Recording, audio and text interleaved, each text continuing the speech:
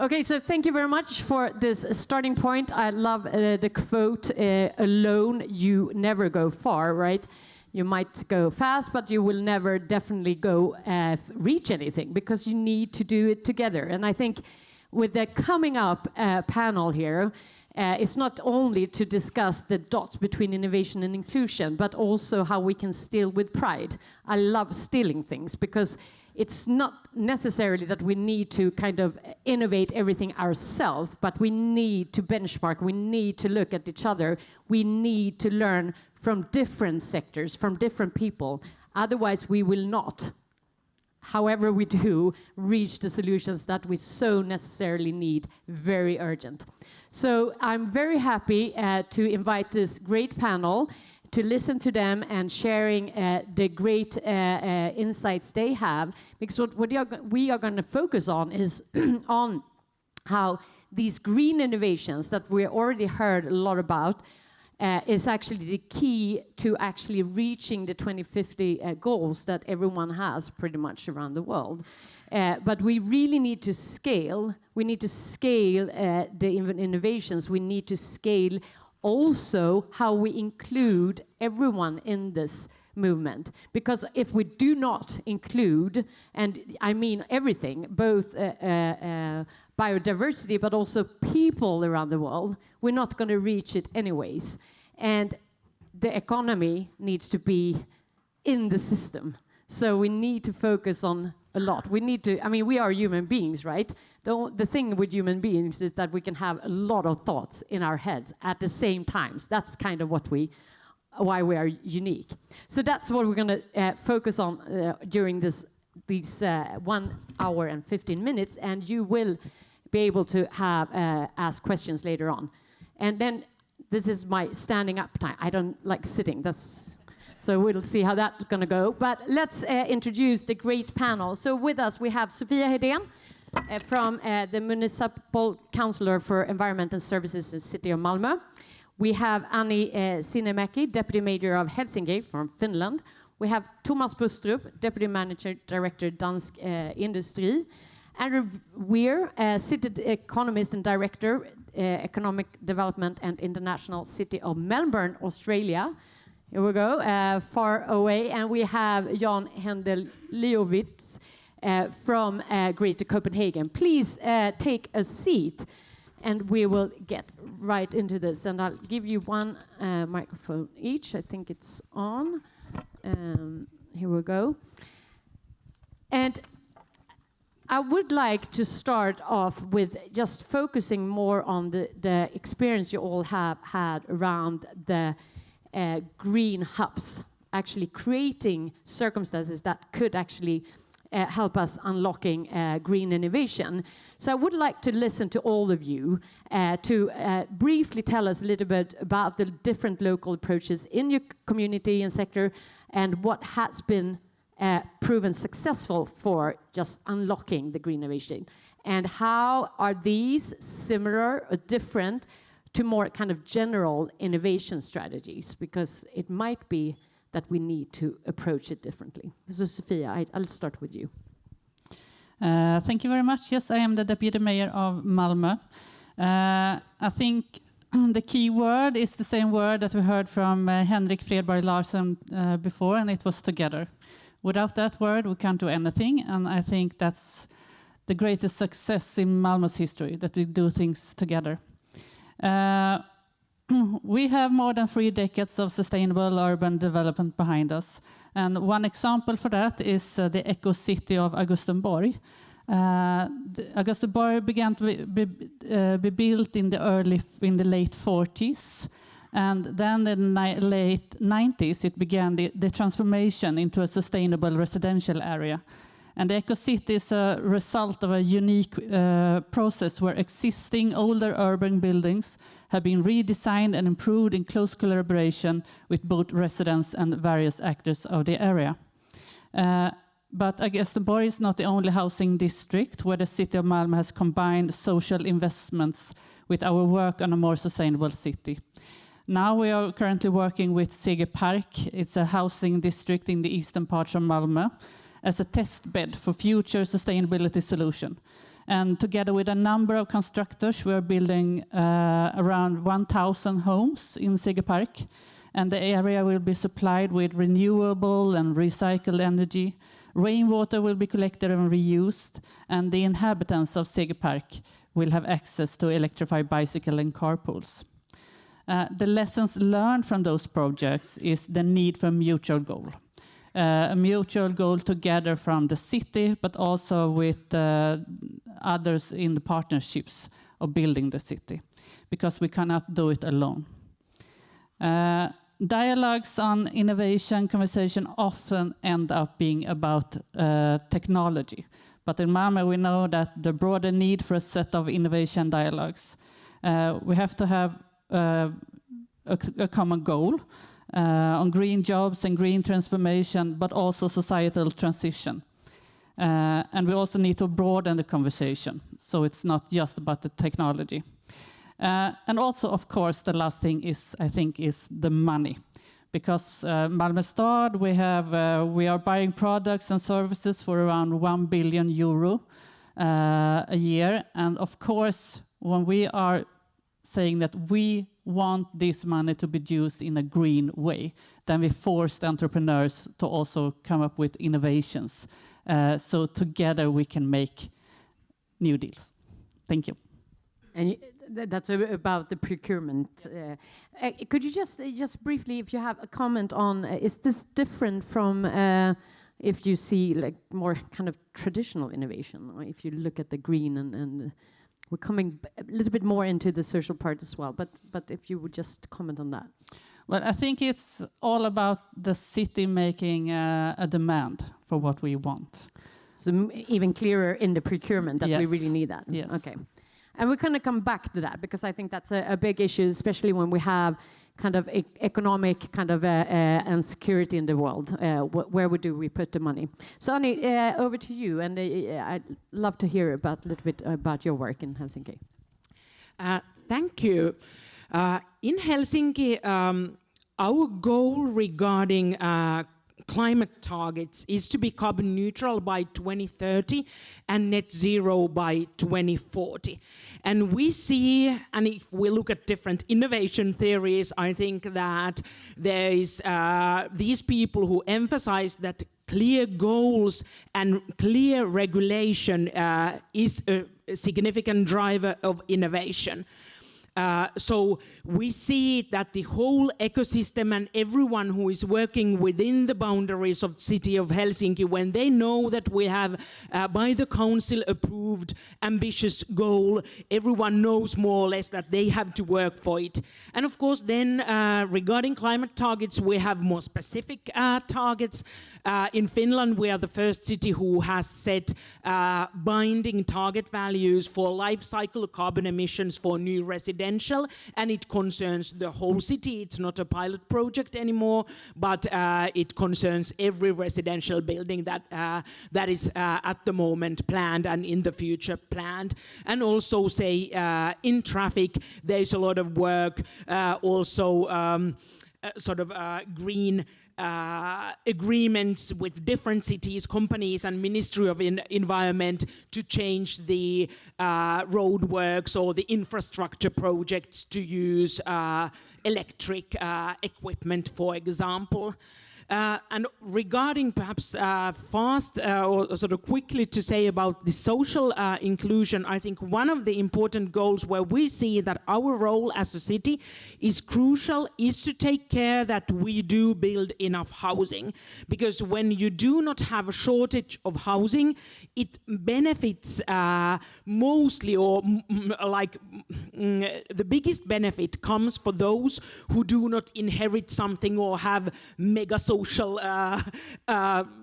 relations within the city. So also newcomers can find a house, an apartment for themselves. And we do see that it's important for service sector, culture sector, entertainment, but of course engineering jobs or coding, whatever you might have, that we have a functioning housing market where a home of your own is not a shortage. Thank you. And again, same actually question as I asked about, is this approach different from kind of more traditional innovation strategies? I do think that our approach reflects a municipality, a city that has the power and ability to set sort of clear targets and also oversee that they are met. It also, I think, is tied partly that we are a big landowner, so we can sort of impose things on construction sector, for example. I think we might work differently if there were not enough municipal powers for ourselves. Then we might sort of have more targeted approach.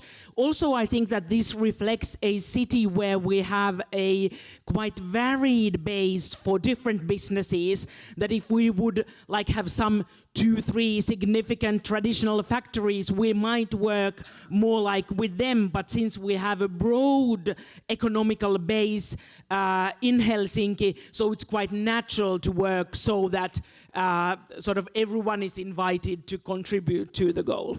Okay, and I think we will come back to that as well. But I'll move over to where we're at in Denmark. Jan, could you give us a little bit from your side perspective? Yes. Hello? Yep. Yeah, okay. Okay, first of all, I'm so pleased to be here today, as probably very few know, but I used to be the head of the OECD lead directing committee. So for me, it's a special pleasure actually to have lead back in Copenhagen and organizing together with Greater Copenhagen this event. Well, I have been asked to actually give an example of the development of green growth and in Denmark based on local and regional initiatives.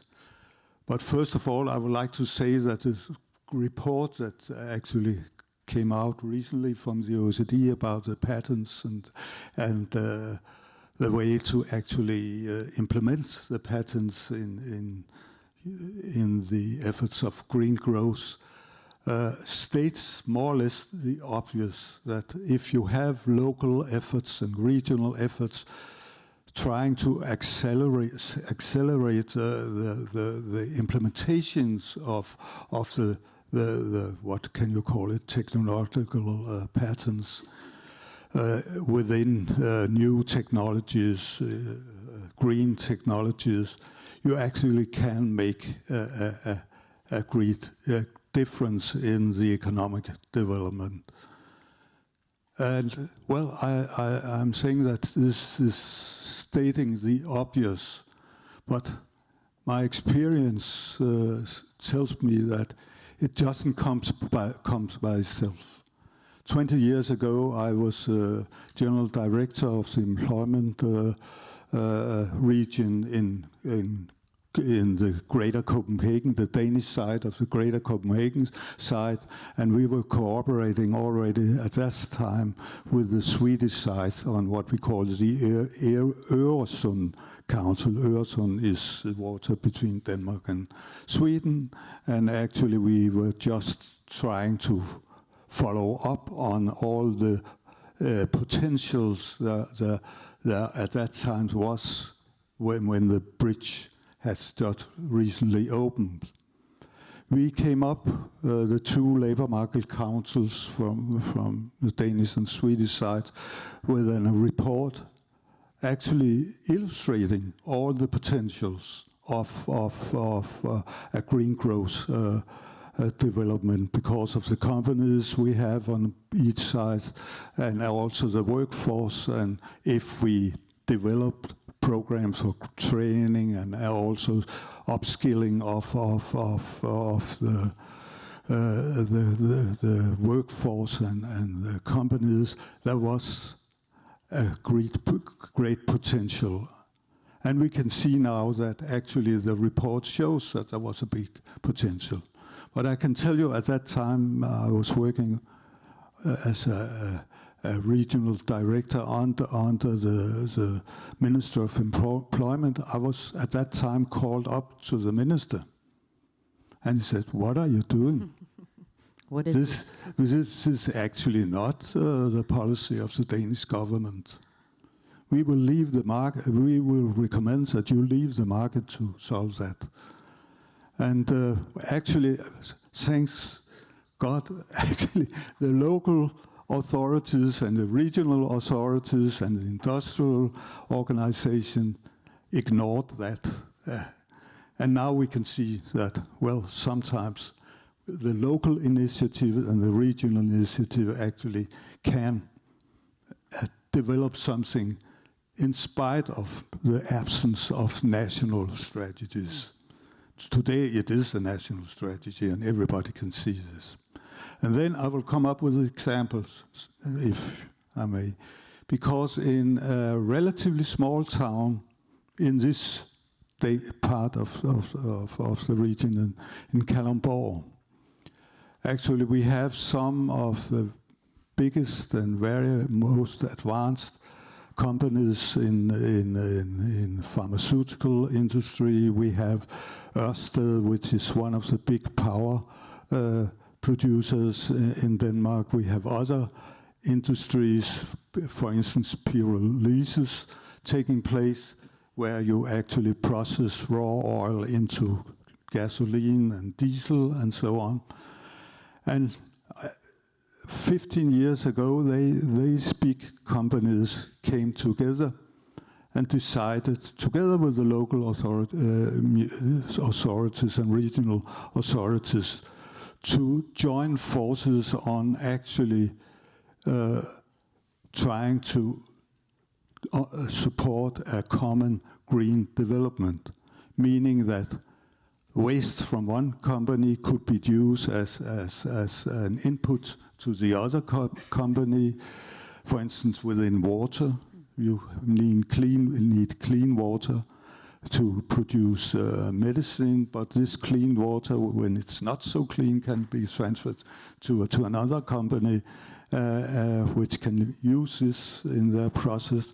The power plant actually produce heat that can be used actually in the production of insulins, for instance, and now I'm coming to it.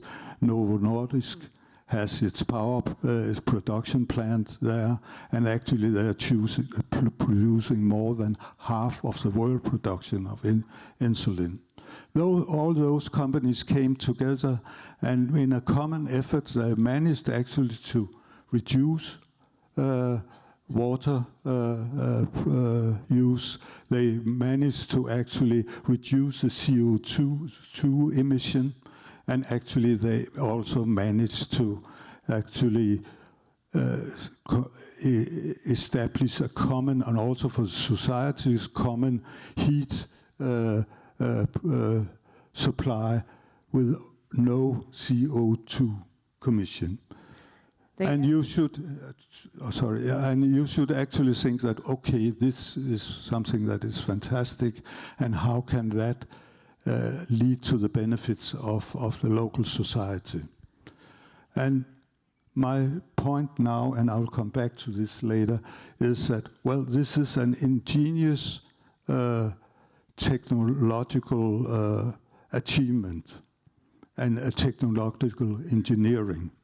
But is it also an ingenious social engineering? And I will try to come back to that. Let's later. come back to that. And I do think this is a really, really good example. And I think we have trying to look into Kalundborg from the Swedish perspective as well. So a really great example. I would like to just welcome Thomas as well from Danish industry, and obviously from a little bit different perspective, obviously from the business association. So what could you say about this? Representing the Danish business community, I think what is it? The theme, connecting the dots. Yeah. What is it that we can actually contribute in that? I think listening to the former panel and the two entrepreneurs or innovators, and I mean, I think that is really connecting the dots. So this is OECD, it's not UN, but in UN you would say, I will pass on the word to them. I'll give the floor to them again. I think that's a real good example of the challenges that we are looking into. So the Danish business community, back in 2019, we actually made a statement that we thought that Denmark should commit itself to a 70% reduction in CO2 emissions by 2030. And that was before the Danish government said that. It was before the European Union started making targets on it. And I think that was a clear statement from the business community that they felt that this huge challenge that we are facing globally, that they were part of the solution and not part of the problem. Later on, then the Danish government committed to the same commitment, and then in EU, it was not 70%, it was 55, I think. But anyway, so I humbly think that the businesses can actually move forward in not only setting goals, but also actually achieving the goals. In Denmark, then, talking about partnerships, the Danish government was persuaded to set down climate partnerships. So what is that? That was actually 14 groups, 14 different sectors in the Danish business community, sitting together in 14 different groups, trying to say, okay, how can we as a building sector, how can we as the transport sector, how can we actually contribute into this overall target? It was a huge exercise. It was tremendously complicated. There was a lot of, you can see all the gray hair here. But I mean, I think we showed in Denmark an example of actually how to commit to this challenge that we have, how we can do it together without it being too, with concrete things. This is why you said to the transport sector, you need to find X% in your sector's CO2 emission in Denmark, and we'll lock you in a room and don't come out before you get it. And it worked pretty well, and it's an example that other countries, not so many European countries, but actually a lot of African countries, not a lot, but a number of African countries are actually using that as an example, which is another example of connecting the dots. I just have to ask you, because it's so interesting to see, I mean, how you actually did take kind of the, in a way, the lead 2019, saying that, okay, 70% is going to be. If we remember, like maybe 10, 15 years ago, it wasn't necessarily like that the companies were in the front of trying to solve these issues, even though we knew it. Would you say, I mean, what was the kind of key where actually company and the community of companies understood that this is, I mean, is it money talking or what? I mean, obviously there is money talking into this. I mean, if you take the lead, you are eventually going to have the market. So it's not, you don't have to be that smart to understand that. But what would you say is the key to actually getting them on board? I would not like to say that Danish companies are more in front than other companies in the world, but okay, I am Danish and I'm part of the Confederation of Danish Industry, and I've just seen in my experience in the Danish business community, I've seen business leaders taking actually this front runner role. Without calling it corporate social responsibility, or without calling it SDGs, or without calling it, but they just done it because they think that it is the best way to be part of the society, and the best way of running your business. I was actually at the funeral yesterday at Niels Due Jensen. Some of you know him. He was the founder of Grundfos. And I remember as a very, very young consultant in DI 25 years ago, him standing on a stage like this and not only explaining, but really, I mean, not shouting, but saying to business leaders in the Danish business community, you need to be part of the society. And you need to have more, not only a goal when it comes to profits, but you also need to have goals on how you can be participating in your society locally, nationally, and globally. Yeah, sorry for sharing that, but that was just because of that moment yesterday. And he was actually one of the front runners in the Danish business community in taking that role. Yeah. I think, thank you for sharing that. I think you're pointing out something that I've heard all of you, and I'll let you in shortly, Andrew, to see if you shared this. But what I hear you say is that the difference between kind of green and ordinary is that we need to do it together. And wouldn't you have to do that with kind of ordinary innovation? Yes, but maybe this is so much more. It's so more clear that you need to do this, otherwise you won't get there. And exactly as you pointed out, we have all the responsibility to actually solve this. Whether it's because you're going to take market shares, or if you're going to need to do it to reach your 20, 30 goals, or 40 or 50 or whatever, but we need to do it together. So I think that's kind of the difference. But innovation is innovation. I think the entrepreneurs and companies would say it's innovation. That's what we're working with. We're trying to solve things here. So maybe not the methods are different. It's just the way you do it with people. Do you share that with us, or with me? Sure. Look, yes, in a broad sense, but let me tell you a bit of a story about Melbourne's experience, and we'll come back to the answer, I think. So Melbourne as a city set itself the goal of being net zero by 2040, and we're relatively good at that, despite Australia's rather slow and checkered history on the climate front generally. But Melbourne's well on the path to net zero. But a couple of years ago, Melbourne really asked itself the question, is it good enough just to be net zero on our own? Climate change is a global issue. We need to be making a global contribution, and I think that's profound. And there were really two key insights that came from that. One was that for us to achieve climate change globally, innovation has to be right at its heart. Innovation will be core, and cities such as ours are going to be the driver of much of that innovation. And the second insight really was that climate action represents an enormous economic opportunity. There are billions and trillions of dollars flowing into climate action for cities and regions that position themselves correctly. There's an opportunity to thrive in that context, and I guess we wanted to be part of it. One of the things that we took our inspiration from actually was Copenhagen.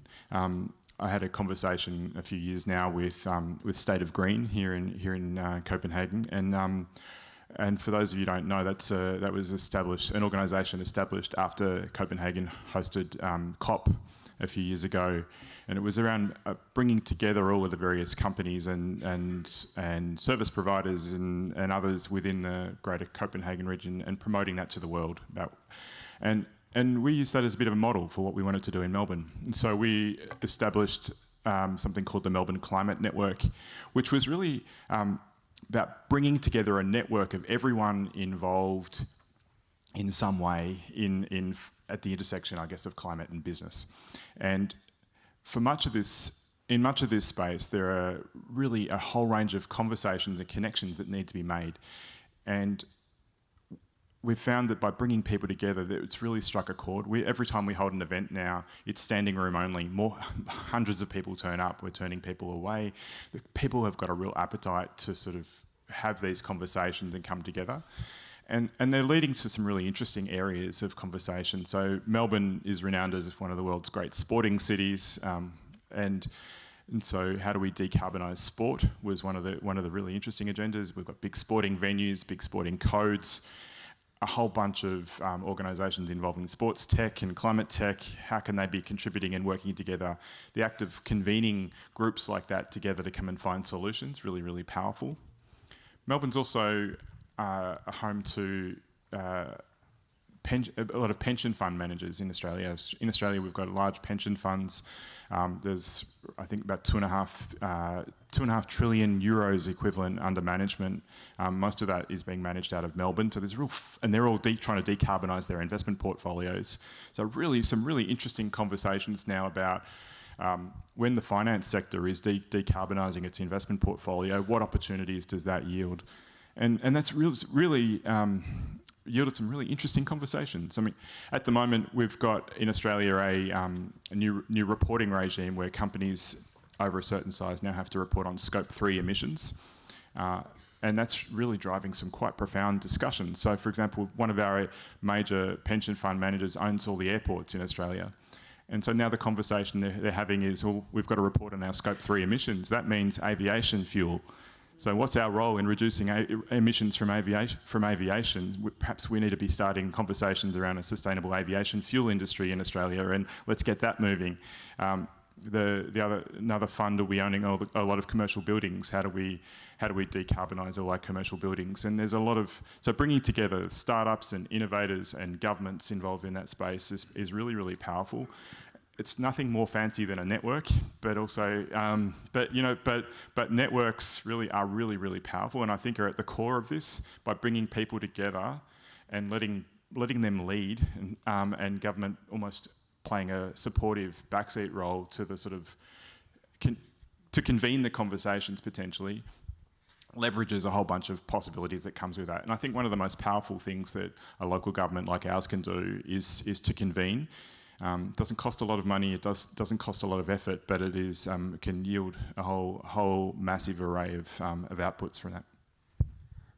It's so interesting, and I think you're pointing on something really valuable on the networking part, because sometimes it's just like, okay, we just get people together, and you don't maybe outside see the great value and potential in this, and maybe indirectly you are kind of mentoring or kind of curating the talks, and there you have it, because again we need to do it together, and you never know who has the last piece of the puzzle to actually find the answers to whatever questions. So really interesting to hear. And I will just answer your other question. How is innovation in climate different to other areas of innovation? One of the other areas of innovation that Melbourne's particularly strong at is in life sciences, a bit like Copenhagen. And for life sciences innovators, often their first customer will be in the United States. They'll be thinking through a long development cycle, clinical trials, venture capital investment, dealing with a big pharma company based offshore, with first customers being in the United States somewhere. It's not the case in climate. In climate investment, the first customer is inevitably local. The solution needs to be adapted to and tried locally to fit the unique sort of climate needs, regulatory needs, and other things that are unique to that particular part of the world. And then potentially they can be scaled afterwards, but inevitably it's a local first strategy, I think. Interesting. Do you agree? I mean, not long comments, but could you nod or, understand, whatever. But I mean, that was interesting. I didn't even think about that, but that is true. I mean, again, back what you said. I mean, a lot of times you need to have the procurement into this, and then it's obviously nearer, or not maybe the U.S. market you go to. But okay, because we would like to talk about this for ages, but we can't. So we need to just address the other question that you have been touching upon, and it's the aspect on the social part. And we know for a fact that if you go too fast and you don't include everyone, it doesn't matter what great innovations you have made on the green part, because it's going to fail, because you're going to get demonstration and so forth.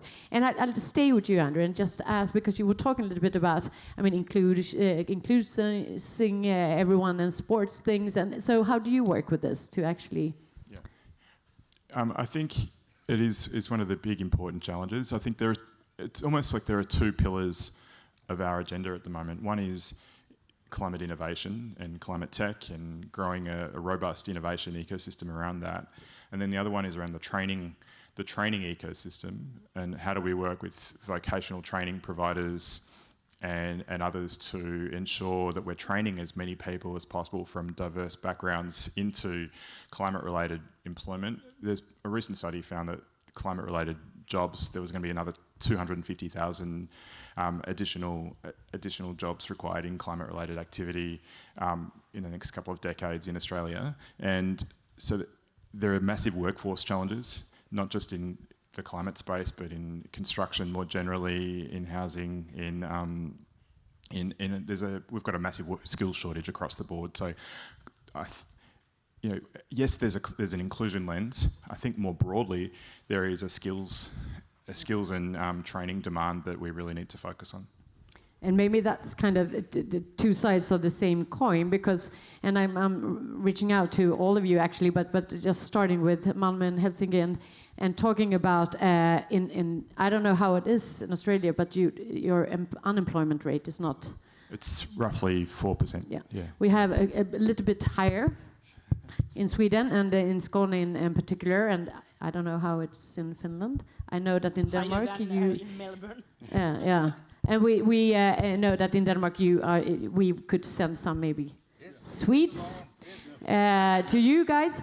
But the thing is that, and I say, I mean, when I'm talking about the two sides of the coin, is that sometimes I face that we are talking, one team over here is talking about all the people that are unemployed, and we don't have they do not go to the engineers educations, and we have a problem obviously in the long run to get them to work with the green innovation. And sometimes this team that are working with the people that are not getting into the labor market is due to a lot of factors, but we are not really addressing that. So it's another team working with the green innovation, and that team is working with trying to cut the unemployment. Do you know what I mean? So what would you say is how do we, actually maybe solve both problems, both the lack of competence, but also the problem of unemployment and utanförskap in Swedish? You know the word. Yeah. Of course, reskilling and upskilling, it's a great issue. I think we all have the same problems everywhere, and we need to do something about it. Of course, in the long run, we have to do something about the small kids. It starts in school, and that's quite clear. And we have to do it now so we can have people working in these areas in, I don't know, 10, 20 years. But what do we do now? I think we have to be more open to perhaps pay people for being reskilled. I mean, we have a lot of people that want jobs, so we have to make them ready for that jobs. But it's hard. I think Andrew really started this well, that green transition, all in all, there are really a lot of jobs and opportunities, but it's a huge education question, and I think it goes from from really practical vocational training to the PhDs at Helsinki University and Aalto University and other universities globally. So we need every kinds of people, and I do see it. It was what was your name, Hassan? Ahmed said that also in Finland. We have lowering number of workforce in our sort of national, those who were born in Finland. So we need people coming into Finland. I do think that in Helsinki, with Helsinki University, we also work together that actually the reason why come to Finland could well be that there's a country that gives you meaning in what you do, that we have climate goals, we have great nature, and that is something we try to make people come to Helsinki that could choose San Francisco or Paris or Singapore, so there have to be some reasons. And on the other hand, I do think that such professions where you really need to work with your hands and do concrete things, that also actually in today's world those jobs are such that people are seeking significance, what I'm contributing. Of course, it's my career. I might be a sort of refurbishing, work in refurbishing company that does energy efficiency, or I might train to be a light rail tram driver. But still, I think that it's more attractive to young people to work in those jobs if you actually see that what is the point of it, the larger point of it. And well, in Finland municipalities, we are really responsible for education, from early education, kindergarten, still vocational schooling, and also polytechnics, and we collaborate a lot with universities. So we see this as with the housing shortage and resolving that, education we see as the biggest social question. I'm just Just one quickly, of something Arnie said I think is really important. I think in contemporary economic development, one of the biggest challenges facing regional economies is talent attraction and retention. How do you attract the world's best talent to your region, and how do you retain them? And I think positioning your city as a values-based city with effective climate action and a city that's sustainable and has all of those dimensions to it, I think is absolutely core to the notion of being an attractive destination for global talent. I think you do that well, you're going to attract and retain talent. And I'm going to leave the word to you soon, Jan. I'm just having a comment to that, and I think maybe all of you also want to comment on that, because obviously I hear what you say, and you want to attract, and I know that in Denmark also you need a lot of competence. But on the other hand, we know that, for example, you were talking before about housing, and I know Malmö as well. How do we get we want to attract people to work within these industries? We know also that the construction part is one of the biggest challenge to our climate goals. So actually we had a research on stage the other week saying we need to stop building anything, maybe some bike roads. And so that's it. That's what you get. And I had Skanska in the room, and I said, this is it. You are not allowed to build any new buildings. So how do we solve this? Because that's the other problem. Because now we also have a lot of huge demands on what the houses are supposed to meet, what kind of requirements. If you have that, you will get people not affording to live in these new houses that we're trying to get more people in to solve the green transition, and we're going to get an even bigger gap into the social questions. So how do we solve that, Sofia? And I'll give you the word soon, Jan. Yeah, I think it's a few different problems. About the housing, we are in Malmö, we are now having more than 200 construction companies that are working together to be net zero companies in 2030. So what we're aiming at is that the construction sector will be net zero, and it's looking quite good. And that has been working out because we are working together, city together with all the construction companies, and I think that's a good thing.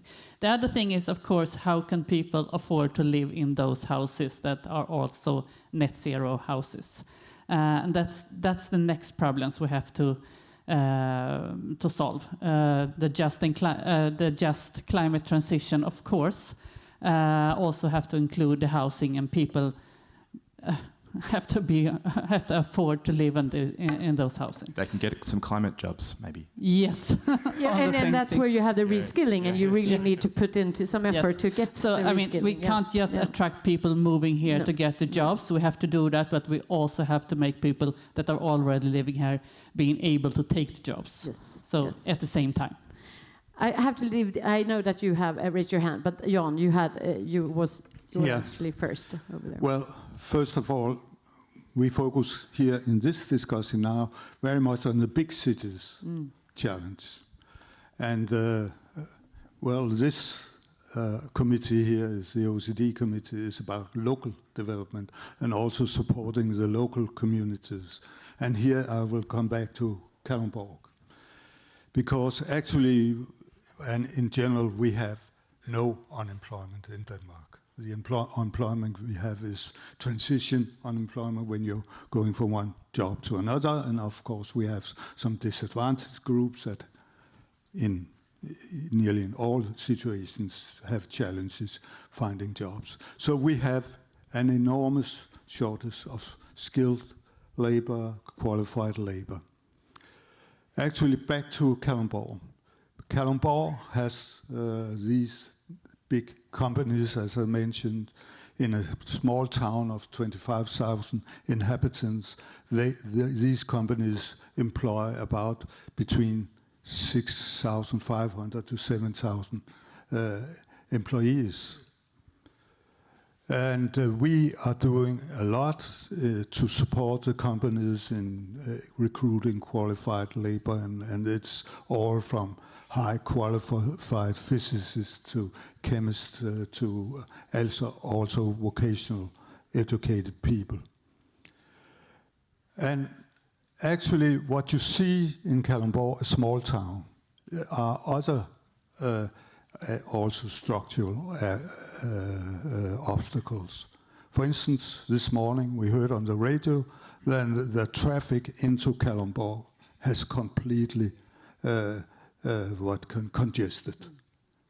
People are waiting 1 hour to get into the town and so on. If you look at Kalundborg's school system, 30% of those who leave elementary school do not pass the exam in mathematics and Danish. If you look at the health situation, and from the region's perspective, we are very much into that.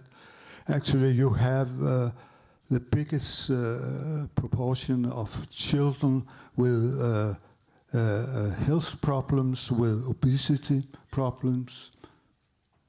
And that's really a paradox. We have Novo as the biggest plant there. And we also actually have one of the shortest life expectancies by the population. And now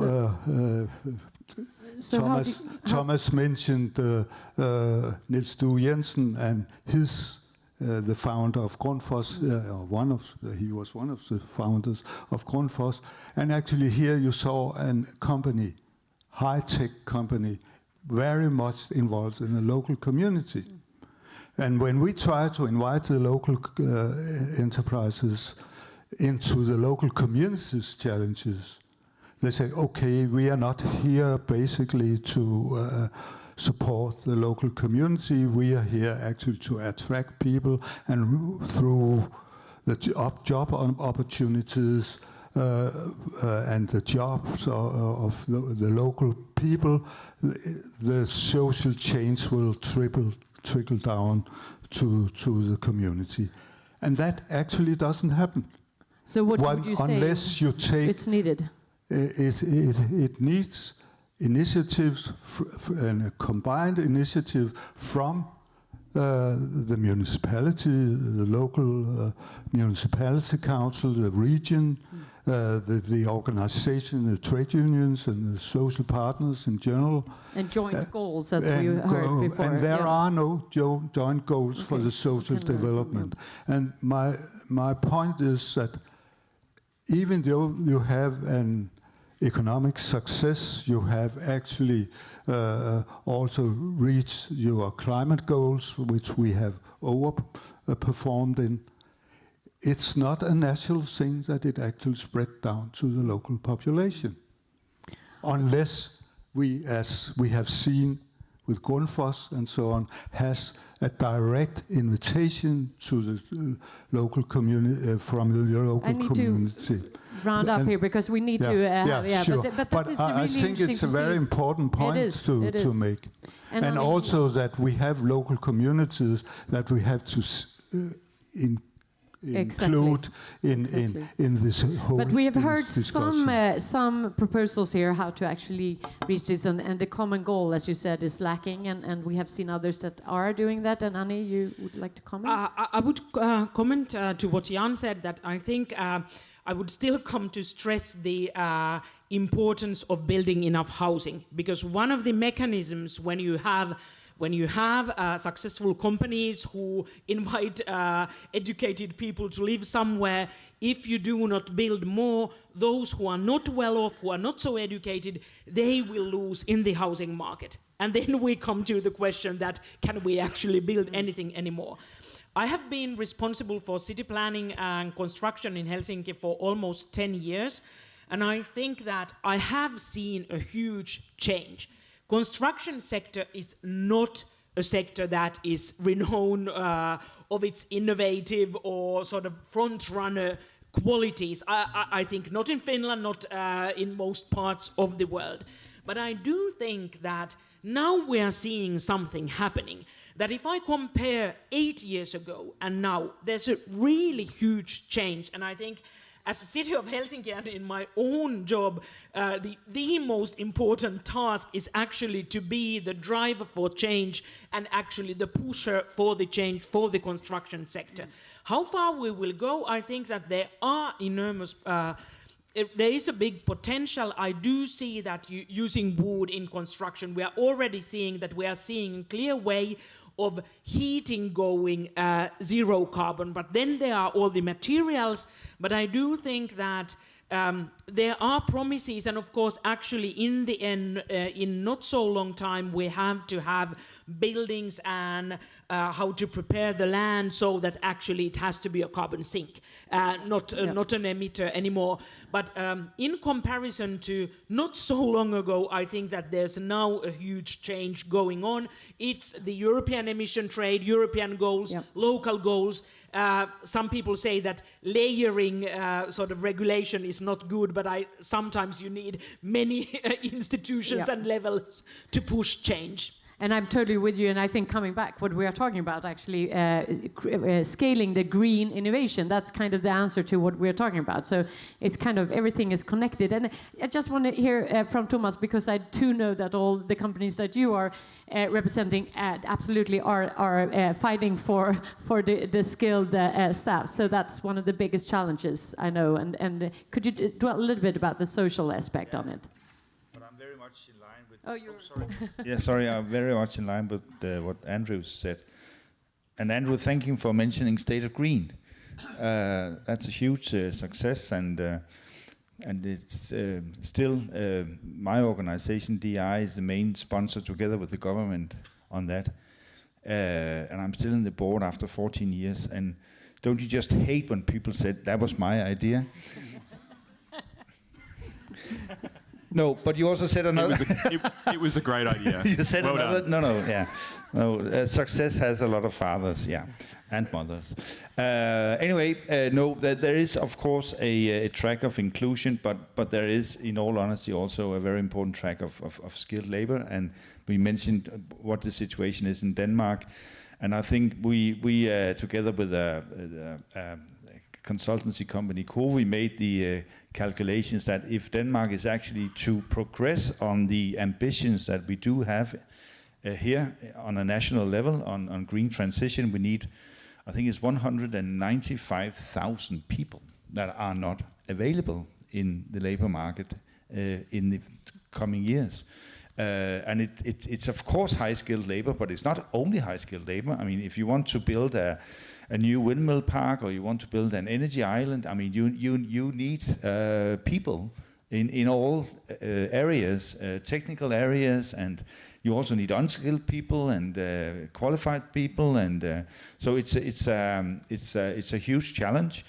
And I think from a Danish perspective, there are things where you can make some adjustments. You can do it in the educational system. Right now, we have a discussion about an educational reform in Denmark, which is not actually favoring people going into more technical educations, unfortunately.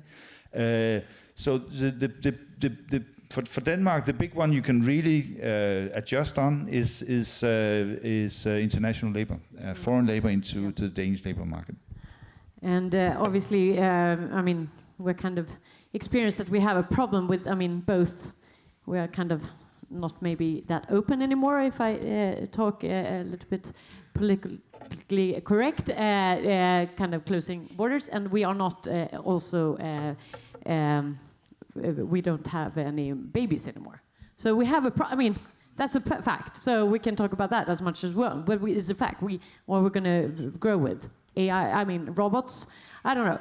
But I would like to see if there isn't any questions out from the audience, just before we take the last part of this discussion. Anyone? Anyone? Anyone? Yes, of course, Kate. Of course. Thank you. My name is Kate. I work in the bridge, the beautiful bridge between Denmark and Sweden. And I actually have a question to you, Andrew, and to you, Annie, because I got curious. You mentioned you have quite a low unemployment in Melbourne, but when you look at the statistic of indigenous population, it's quite higher. It's also quite higher in Sweden with underrepresented groups. And when you talk, Annie, about the planning, the housing. So my question is, how do you proactively add these groups into planning of such activities, into representations, instead of kind of retrofitting them in when the activities are put in place? Thank you. Yeah, it's an excellent question, and I think First Nations Australians have got dealing with all sorts of challenges, and we've not done a great job as a nation. Conversations now in Australia are really around talking about self-determination as an economic development strategy. So rather than a sort of top-down imposition of social inclusion, it's around First Nations people themselves driving their own agenda around a self-determination agenda around economic development. So yeah, there's not an easy answer to this one, but it's really around we follow their lead rather than them following our lead, you know, as a city government, and it's really around how do we support their plans for economic development in our city. So the traditional owner groups in our city, the Wurundjeri people, are really important, and but it's a really complicated one, no, but it's a really important question, and I'm not sure I've quite entirely nailed the answer, but it is really built into everything we do. Yeah. I think I would divide my comments into three different parts.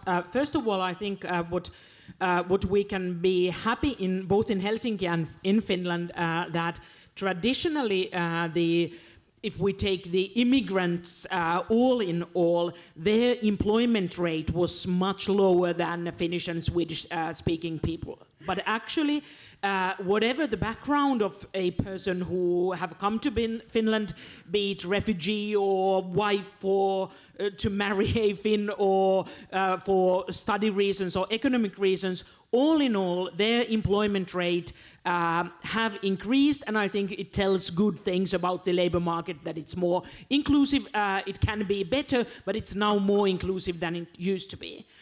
Then, regarding taking different groups into sort of be there in the first phase, I would say that in certain way, in a growing city like Helsinki, our position is easier than in some other parts of Finland, since we have a lot of places where the population is aging, young people, how many they even are moving into some of the cities, not necessarily Helsinki, but might be Tampere, Turku, Oulu, sort of mid-sized cities. And I think the tension in the society, it's in different countries, it's quite much the sort of rural or sort of smaller cities who feel like we are lagging behind, there are no future perspectives, and then actually the situation in Helsinki is quite optimistic. And in Helsinki, I would say that our tension or our sort of thing is that since we are growing and building things, of course, those who are 70 and who were perhaps born in Helsinki, they are like, what on earth is going on? Why so many things are changing? Why new tram lines? Why new buildings? What is this? We want the city as it used to be. Remember 80s, that was a good time. No. And having them with you, I don't know, you just have the discussion. Good answer. You're happy? Do we have time for maybe one more? Okay, if not, because yeah, no? Okay. I'm not going to look at you anymore. So now I close the floor for questions. So I have one wrap-up questions to all of you, and obviously we do not have that much time left, but obviously this is going to be kind of the $10,000 question, because okay, we have stressed some of the challenges to actually reaching and scaling, being able to scale the green innovation, the patents that you talked about, and everything that comes around with that, but also in this actually reaching also including the social aspects on it. So I would like to hear you to really pinpoint one key challenge, but also maybe the answer to it.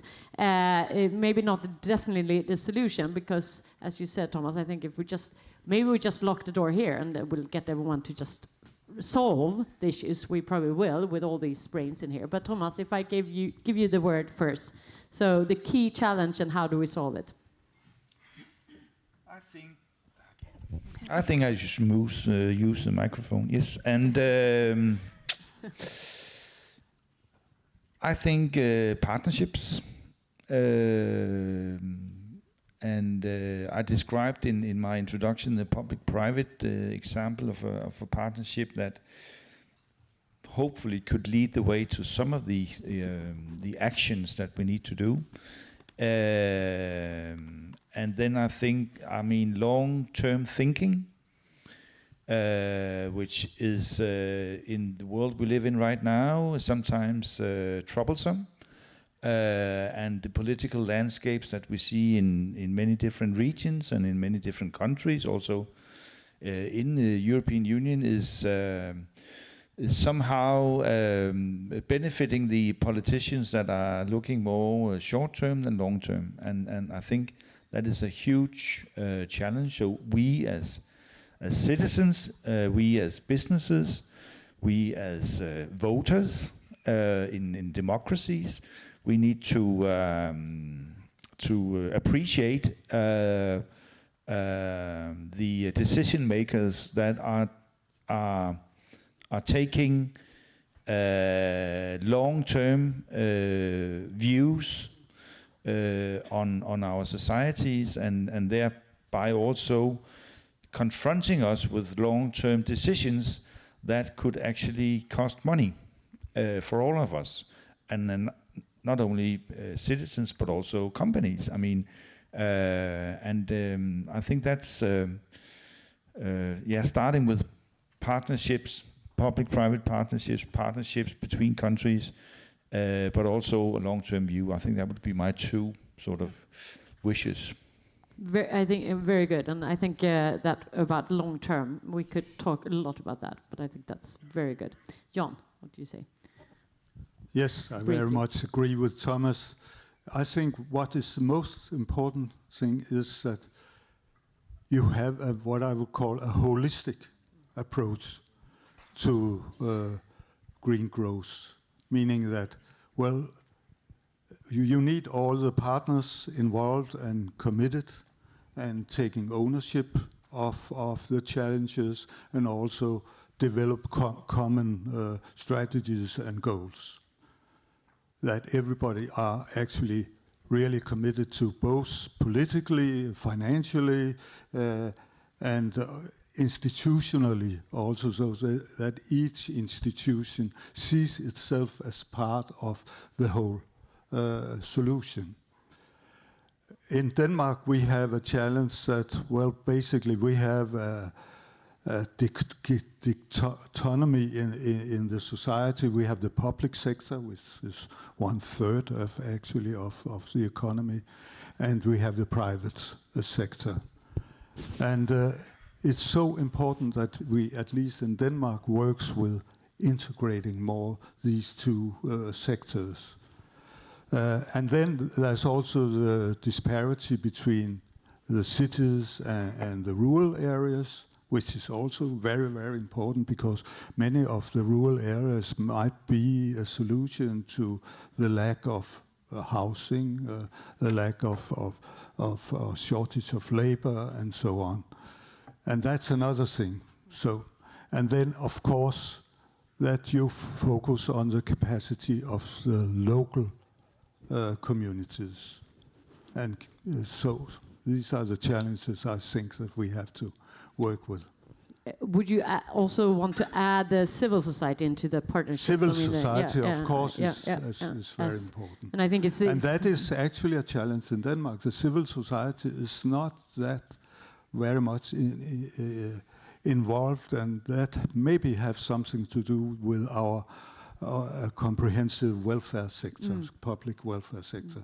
But and I think that we'll leave it at that. But I think it's really important to actually bring them to the table and give everyone the kind of equal opportunity to take part. Sofia, what do you say?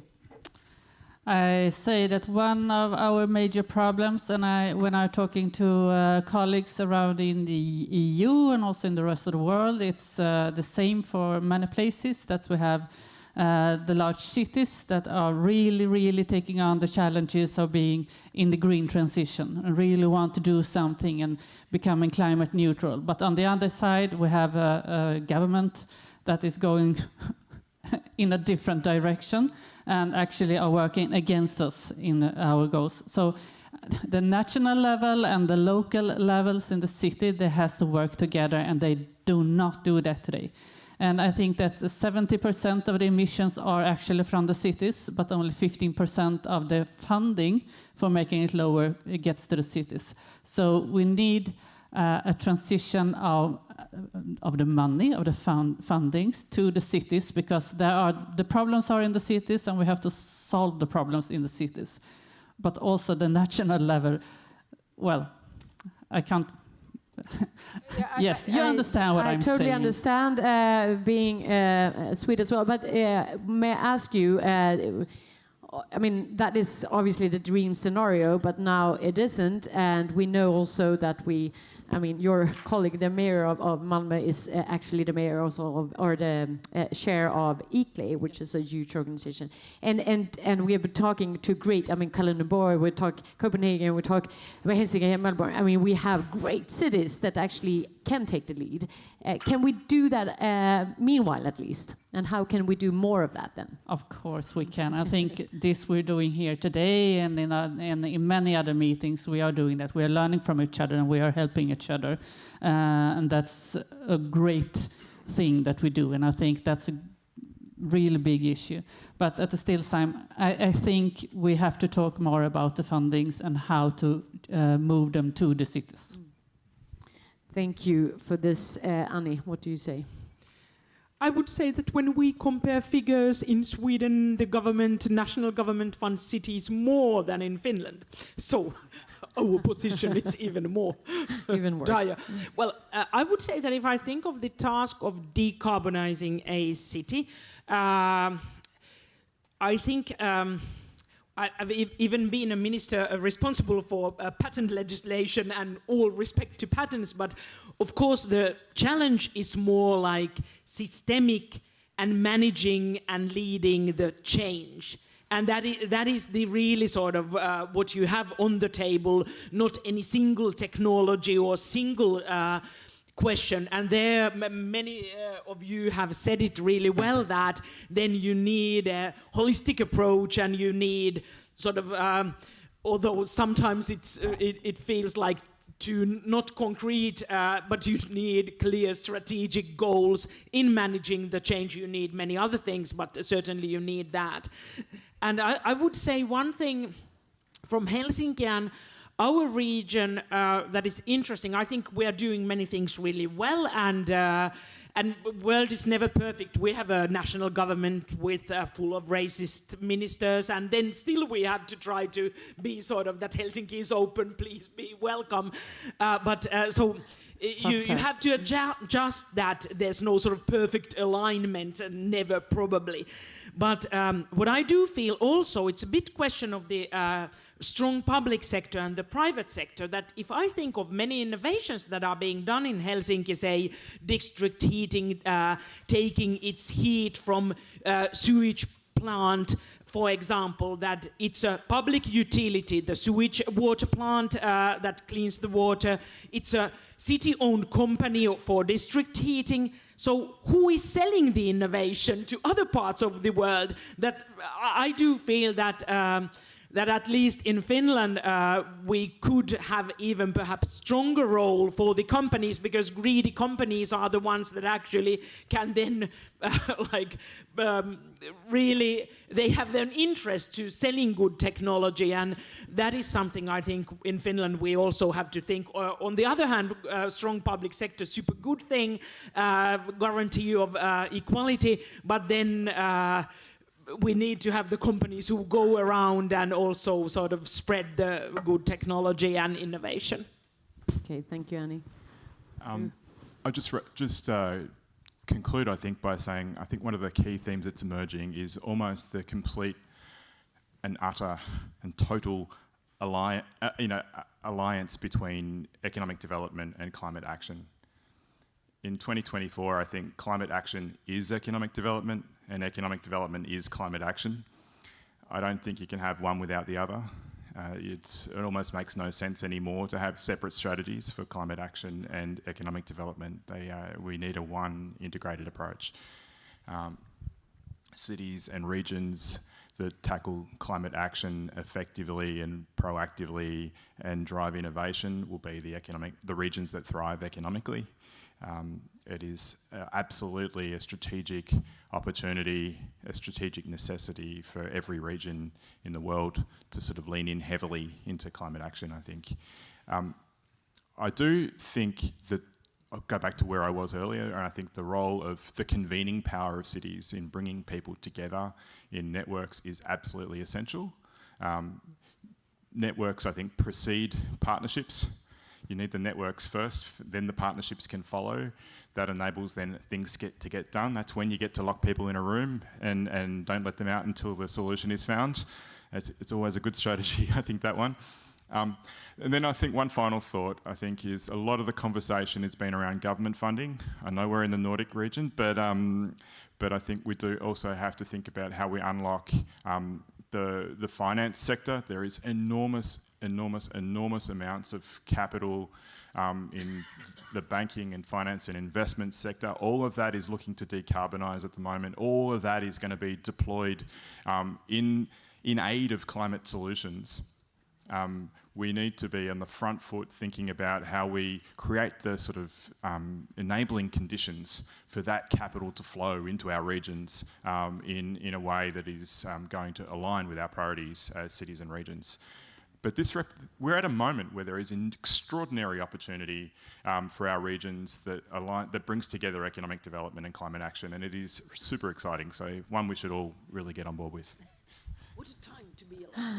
Thank you so much for that. And I think it was a really good ending on it, because I think, as you said, there are so many potentials. And I think for me, working with climate issues and social sustainability every day, my frustration is not that there isn't any solutions. The problem is we're not using them. So we need to really, talk to each other. And what I hear you say is that we need the networking, to get people together from different areas with a holistic perspective, from the civic, from the entrepreneurs, from the big firms, from all the investors, the finance sector that is really needed here. I mean, where are our money going for our pensions, for example? We need to get them into hardcore partnerships, and I think it's just not collaboration or cooperation as we are talking. I mean, really cooperate, where we actually have the same opportunities wherever we've come from, and actually listening to each other equally. And I think that's really needed, coming back to the social part, to get everyone involved, so we are not ending up with demonstrations or vetoes or whatever, whether it's from politicians or from the civil society. And we need strategies and regulations to actually form this, and we need to push and show the world that we have a lot of companies that actually are able to solve the problems around the world. And we need to get everyone on board, whether that is national, on the EU level, or on a global level, to actually see that we are having the joint goals wherever we are. Otherwise, we're going to sit here year after year, and we will never get that, what we said from the beginning. Together we get longer, not faster, but we get so much further. So thank you so much for being part of this panel. and I wish you luck to solve all this. I'm just moderating, so you work, I talk. And get it done by the end of the year. and for the rest of you guys, it's lunchtime now. I'm not sure, I think it's upstairs, thank you. And also take time to go to the local initiatives marketplace. So thank you for your time.